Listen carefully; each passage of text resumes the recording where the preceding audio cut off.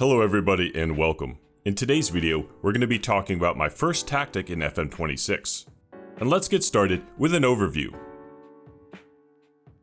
The beta was finally released for FM26 and I decided to do a video on my first tactic. As a heads up, this video is going to be really focused on player roles and how they act in the new match engine. I know this is probably assumed, but these are just some early observations. Nothing too crazy, and I hope you're ready for some player role analysis. Which means this first tactic was not about results.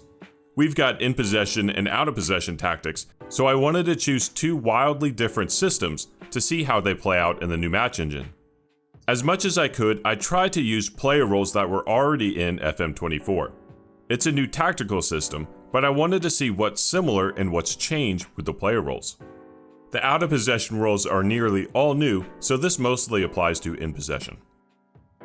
Our club for this little experiment is San Diego FC in the MLS. I didn't worry about any administrative tasks and created a random manager. On the portal screen, I headed over to the tactics section. We get a nice little representation of our new two tactical systems. For in possession, I went with the 4-2-4 formation.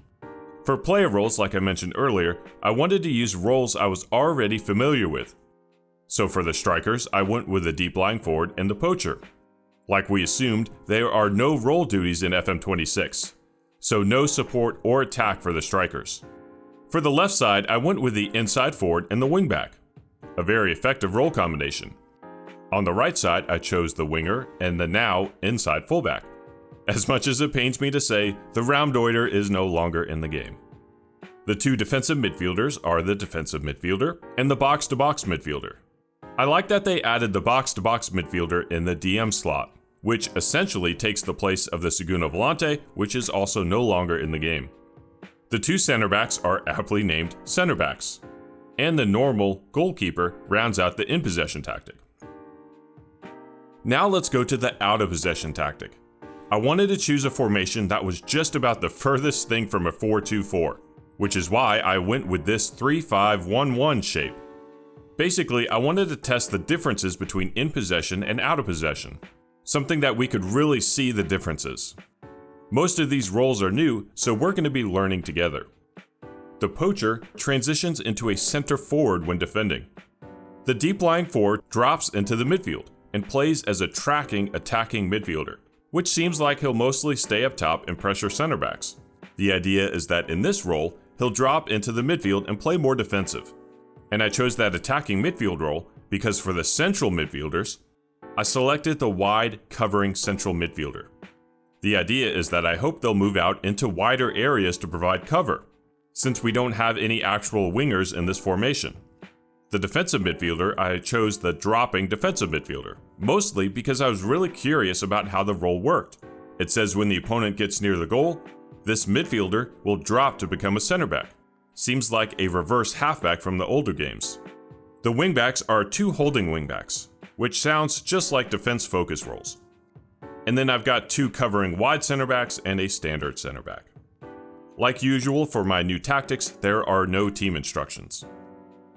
With the setup for these two tactics, I'm just trying to get a feel for the new match engine. So my concern was less about player role cohesion and more about what they actually do. I was especially curious about some of the new roles, so let's head to the next section and start breaking down some highlights. Our first highlight starts with the opponent's kickoff into the match, and it'll give a good look at the transition between the two formations. So we're in our 4-2-4 shape. We've got the two center backs, the two fullbacks, the two midfielders, the two players on the wings, and the two strikers. The defensive midfielder is going to drop to create our back three, and the two wingers will tuck into the midfield to create our center midfielders.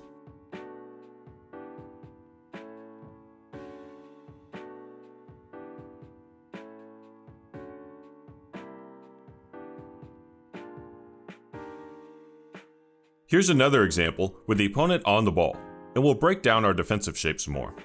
This is my center forward since we're out of possession. He's the poacher in possession. This is the other actual striker, who's playing as the tracking, attacking midfielder. We've got our two wingers playing as the center mids. These are our two defensive mids, one as a center back. and then the 2 wingbacks and the 2 center backs. But I want you to watch our wide covering midfielder right here. When the opponent tries to move the ball down the flank, he drifts out to help provide cover.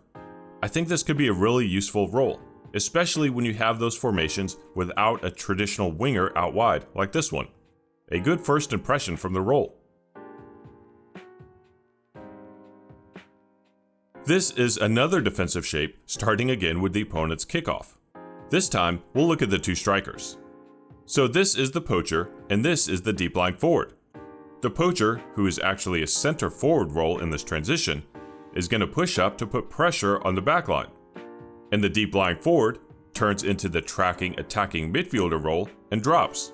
I'll let the play go for a second and watch their movement.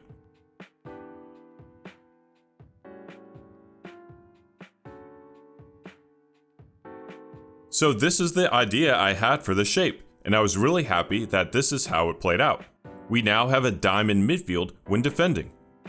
The opponent has it out wide, and we would expect a wide covering central midfielder to track over to the ball. And that's exactly what he does.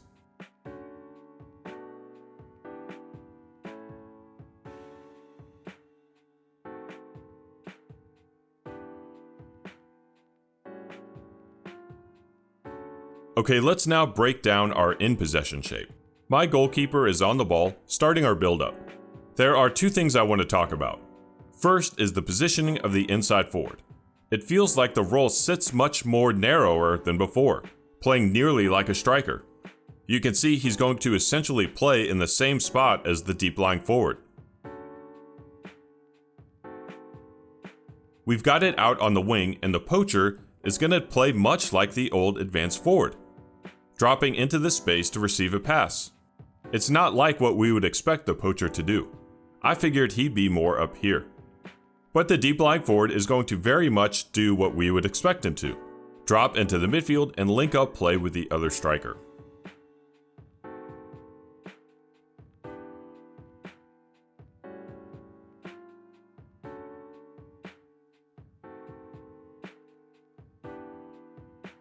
Here's another build-up play, and this was something I noticed.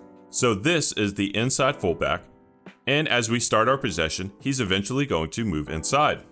But the interesting thing is the winger. Watch his positioning. Look where he's at when he receives the ball.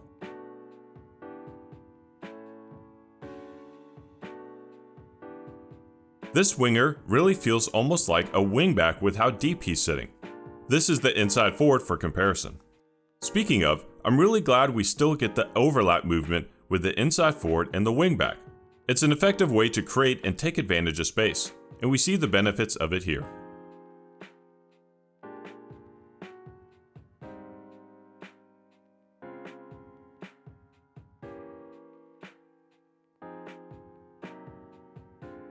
These are some early settings that I've been toying around with that I liked when watching the match. And this is actually the result of the match. And if you see, our defending got absolutely lit up, which I know is a bit strange considering the tone of this video. I wanted to focus really on player roles, not so much the result. We'll have to do a deep dive later on the art of defending, once I figure out how to defend properly, of course. If you're wondering about FM26 and my thoughts on the early beta release, I've been having a good time. I know there's been talk about the new UI, but I don't mind it that much. There's always going to be change in video games. There are some things that are missing or in different places that I find hard to get used to, especially with how I like to break down roles. You may remember in some of my old videos I would show a passing chart where a player would maybe take a pass or receive a pass, and I can't seem to find that, so I'm not sure if it's taken out. But it's a video game, so I try not to take it too seriously. I will say, moving on from some of the negative thoughts, is that the match engine seems to be excellent. With the new tactical system, there are so many different ways we can play, and so many different ways we can apply what we want to do to on the field, much more than we could in older FMs. So to wrap up, maybe FM26 hasn't had the best launch, but I'm having a good time with it, and really that's all that matters. Anyway, if you would like some player role shirts, or maybe a digital FM planner, you can check out the Half Space Apparel online store. You could even pick up this Roundoiter shirt there, and honor the fallen role. I've also got a Patreon account if you'd like to support the channel. Anyway, that's all for today's video. I hope you enjoyed. Thank you for watching.